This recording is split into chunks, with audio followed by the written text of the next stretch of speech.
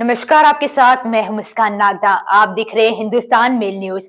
अब होगी मुद्दों की बात सच के साथ। चलिए रुक करते हैं आज की ताजा खबरों की ओर।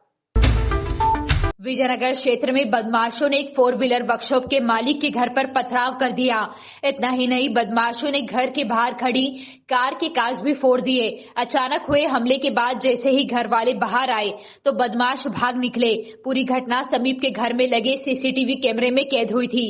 पुलिस ने फुटेज के आधार पर 3 आरोपियों को गिरफ्तार कर लिया है। दरअसल विजयनगर में प्रदीप परिहार रहते हैं।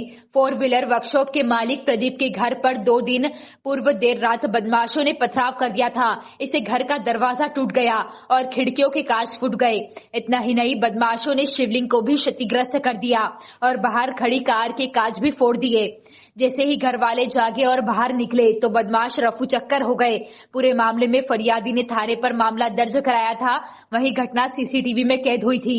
मामले में लेन देन को लेकर विवाद की बात सामने आई है। पूरे मामले में पुलिस ने 3 आरोपियों को गिरफ्तार कर लिया है, जिनसे पूछताछ की जा रही है। थाना विजयनगर में स्कीम 54 में एक घटना प्रकाश में आई थी, जिसमें एक कार में तोड़फोड़ की गई थी। उस मामले को संज्ञान में लेते हुए विजयनगर थाना पुलिस ने संबंधित धाराओं में FIR दर्ज की है। जो आरोपी हैं उनको भी अप्रीहेंड कर लिया गया है।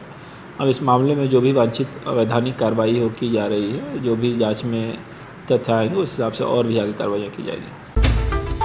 इंदौर शहर में जिस तरह से विकास के साथ ही जमीन की बढ़ती कीमतों के कारण धोखाधड़ी के मामले भी लगातार सामने आ रहे हैं। ऐसे ही एक ताजा मामले में MIG पुलिस द्वारा 420 सहित विभिन्न धाराओं में केस दर्ज कर 2 आरोपियों को गिरफ्तार किया है, तो वहीं एक अन्य की तलाश की जा रही है। इंदौर के MIG थाना क्षेत्र में रहने वाली नीला सिरोरे नामक महिला द्वारा पिछले दिनों पुलिस को शिकायत दर्ज कराई थी कि उनके साथ लाखों रुपए की प्लॉट के नाम पर धोखाधड़ी की घटना घटित हुई है। शिकायत के आधार पर पुलिस ने जांच शुरू की तो पाया गया कि उस्मान पटेल और शाहरुख पटेल सहित एक अन्य प्रॉपर्टी का दलाली करने वाले आत्माराम पांडे द्वारा धोखाधड़ी कर जाली कागज बनाते हुए कीमती प्लॉट को बैंक के माध्यम से मॉर्गेज करवा लिया गया था, जिसके बाद प्लॉट को बेचने की फिराक में घूम रहे थे कि तभी शिकायत के आधार पर पुलिस ने कार्रवाई को अंजाम दिया है।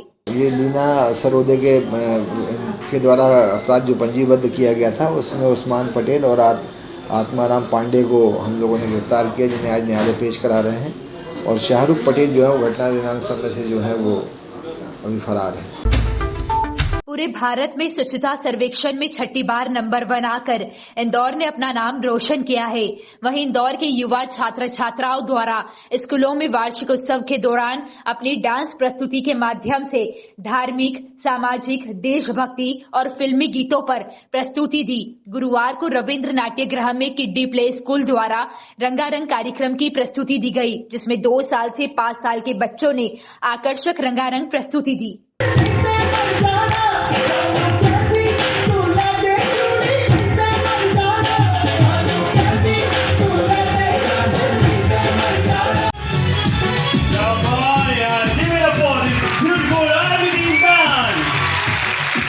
की जय हो, जय माँ भारती। मैं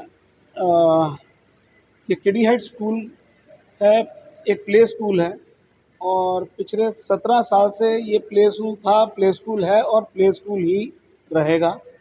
हम लोग शुरू से ही छोटे बच्चों से जुड़े हुए हैं और इस वार्षिक उत्सव को करने के पीछे एक बहुत बड़ा रीज़न ये था कि पिछले 2-3 साल से कोरोना के कारण बच्चे घरों से निकल नहीं पा रहे थे और बच्चों के एक्सपोजर बच्चों को नहीं हो पा रहा था।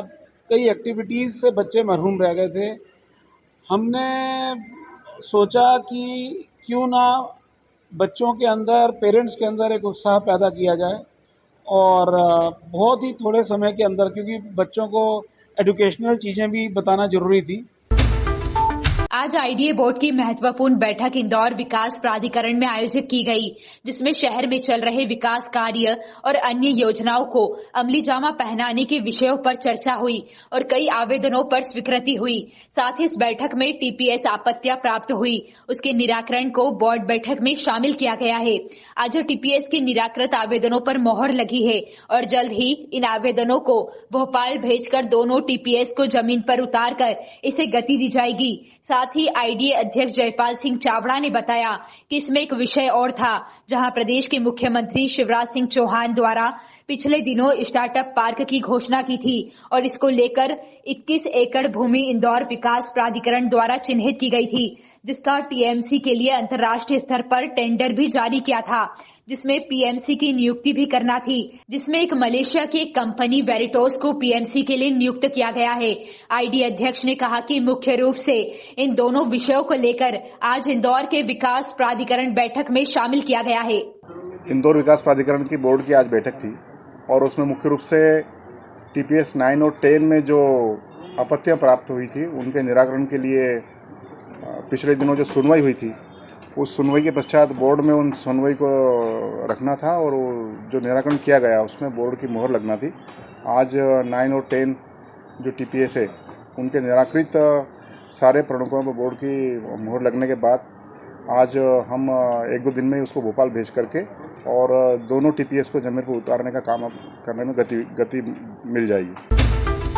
इंदौर नगर निगम के नवाचार इंटर्नशिप विद मेयर कार्यक्रम की प्रक्रिया अब स्क्रीनिंग और इंटरव्यू राउंड तक पहुंच गई है। इस इंटर्नशिप को लेकर देवी अहिल्या विश्वविद्यालय ऑडिटोरियम में कार्यक्रम हुआ, जिसमें मेयर पुष्यमित्र भार्गव, डीएवीवी कुलपति डॉक्टर रेणु जैन सहित अन्य गणमान्य लोग मौजूद रहे। कार्यक्रम की खास बात यह रही कि नगर निगम की तर्ज पर अब आईडीए और कलेक्ट्रेट में भी बच्चे इंटर्नशिप कर सकेंगे। प्रदेश के एकमात्र A+ ग्रेड डीएवीवी के विद्यार्थियों के नगर निगम के विभिन्न विभागों में इंटर्नशिप करने की प्रक्रिया तेज हो गई है। मेयर पुष्यमित्र भार्गव, डीएवीवी कुलपति डॉक्टर रेणु जैन, आईडी अध्यक्ष जयपाल सिंह चावड़ा, कलेक्टर इलैयाराजा टी, नगर निगम कमिश्नर प्रतिभा पाल सहित अन्य उपस्थित थे।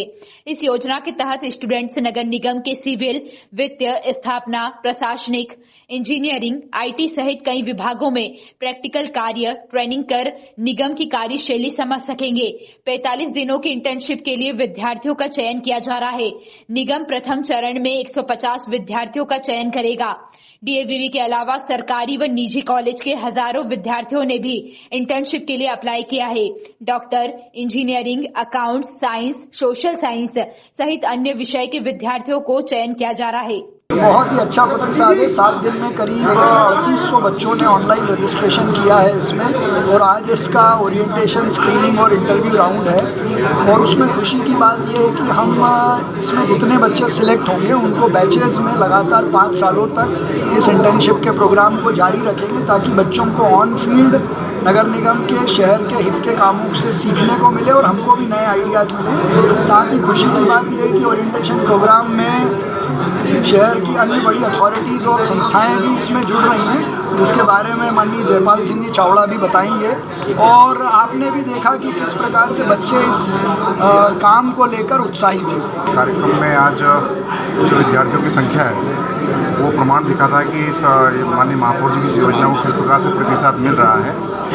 निश्चित ही जो हमारी कार्यशैली है उसमें और क्या क्या वर्तमान समय में सुधार की आवश्यकता है, क्या सुझाव हो सकते हैं और ये संस्थाएं कैसे काम करती है, ऐसी युवा पीढ़ी को जानकारी मिलेगी।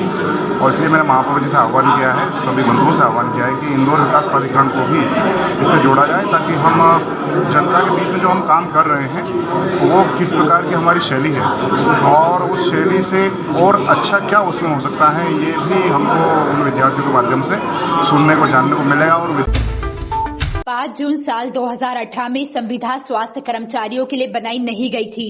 सरकार ने कई साल गुजरने के बाद भी लागू नहीं की है। सरकार की बेरुखी और अनदेखी के चलते स्वास्थ्य विभाग से जुड़े संविदा स्वास्थ्य कर्मचारियों ने फिर एक बार मोर्चा खोलते हुए सरकार के खिलाफ अपनी मुठ्ठियां तानी है। गौरतलब है कि संविदा स्वास्थ्य कर्मचारी अपनी 3 सूत्रीय मांगों को लेकर पिछले कई सालों से संघर्ष कर रहे हैं और साल 2022 में भी तकरीबन 1 महीने का आंदोलन करते हुए सरकार के खिलाफ सड़कों पर आ गए थे। इंदौर के कलेक्टर कार्यालय में सफेद एप्रिन लगाए सरकार के खिलाफ नारेबाजी कर रहे हैं। ये कर्मचारी स्वास्थ्य विभाग से जुड़े संविदा स्वास्थ्य कर्मचारी है। सरकार से नाराज स्वास्थ्य कर्मचारियों ने एक दिन का सामूहिक अवकाश लेते हुए समूह के साथ इंदौर कलेक्टर कार्यालय पर रोक लिया और अपनी मांगों को लेकर कलेक्टर कार्यालय में अपनी आवाज बुलंद की।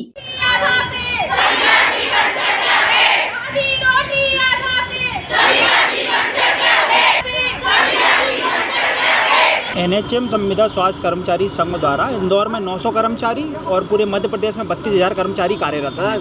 उन्होंने आज जो है ज्ञापन दिया गया इन कर्मचारियों के माध्यम से।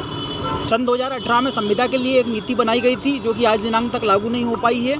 एक महीने पहले भी हड़ताल हुई थी जिसमें स्वास्थ्य मंत्री जी ने ये कहा था कि 30 दिन के अंदर जो 2018 में संविदा नीति बनी है उसको लागू कर दिया जाएगा, लेकिन आज दिनांक तक वो भी लागू नहीं हुई है।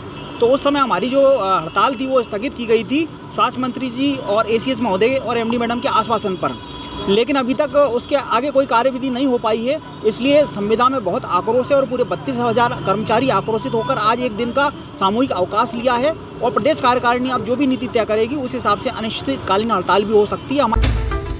इंदौर में जनरल मैनेजर के सुसाइड के मामले में पुलिस ने उसकी पत्नी, दोस्त और हिंदूवादी नेता को आत्महत्या के लिए उकसाने और प्रताड़ित करने का दोषी मानते हुए केस दर्ज कर लिया है।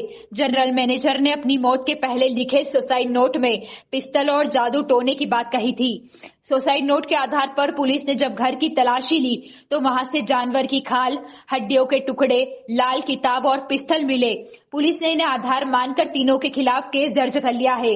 टीआई संतोष दूधी के मुताबिक महालक्ष्मी नगर में रहने वाले निजी कंपनी के जनरल मैनेजर हितेश पाल ने फांसी लगाकर अपनी जान दे दी थी। सुसाइड के पहले उसने 2 पन्नों का नोट लिखा था। इसमें उसने अपनी पत्नी नीलू पाल, सहेली रानी और हिंदूवादी नेता कृष्णा राठौर का जिक्र किया था। पुलिस ने बुधवार को इस मामले में धारा 306, 884 और 34 के तहत केस दर्ज किया है। ऐसी ही खास खबरों के लिए हमारे साथ बने रहिए हिंदुस्तान मेल न्यूज पर। हमारे चैनल को सब्सक्राइब जरूर करिएगा।